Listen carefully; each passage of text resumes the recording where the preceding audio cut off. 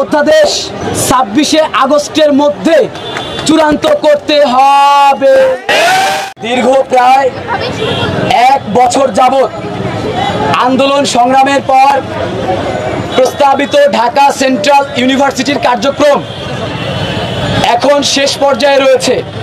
গত সোমবার সরকার সকল সাংবাদিকদের সম্মুখে এসে রূপরেখা প্রকাশের মধ্য দিয়ে যে মাইলফলক সৃষ্টি করেছে সেটিকে আমরা প্রতিটি শিক্ষার্থী অন্তর থেকে স্বাগত জানাই। ইতিমধ্যে প্রথম প্রস্তাবিত সেন্ট্রাল ইউনিভার্সিটির কার্যক্রম সরকারের নির্দেশনায় বিশ্ববিদ্যালয় মঞ্জুরি কমিশন অনেক দিকে এগিয়ে নিয়েছে। এজন্য বিশ্ববিদ্যালয় মঞ্জুরি কমিশনকে আমরা অনেক বেশি ধন্যবাদ জানাই।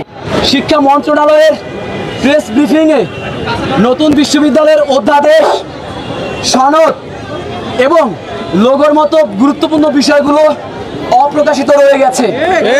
কবে নাগাদ এগুলো হবে তার সুস্পষ্ট দিক নির্দেশনা সেখানে ছিল না, যার ফলশ্রুতিতে সর্বোচ্চ কৃতজ্ঞতা জানানোর পরেও আমরা আজকে শিক্ষার্থীরা আবার প্রেস ব্রিফিং এবং বিক্ষোভ সমাবেশের মাধ্যমে জানাতে বাধ্য হচ্ছি যে অধ্যাদেশ অবশ্যই আমাদের আগামী 26শে আগস্টের মধ্যে চূড়ান্ত করতে হবে।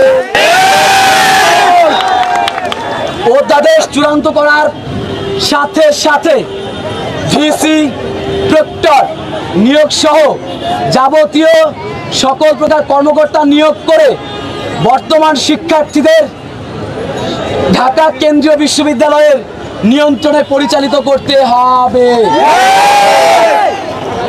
বর্তমান শিক্ষার্থীরা ঢাকা বিশ্ববিদ্যালয়ের যে বৈষম্য, শোষণ এবং নির্যাতনের মধ্যে পড়েছে সেখান থেকে অবশ্যই মুক্তির জন্য শিক্ষার্থীদেরকে নতুন বিশ্ববিদ্যালয়ের কার্যক্রমে অন্তর্ভুক্ত করতে হবে।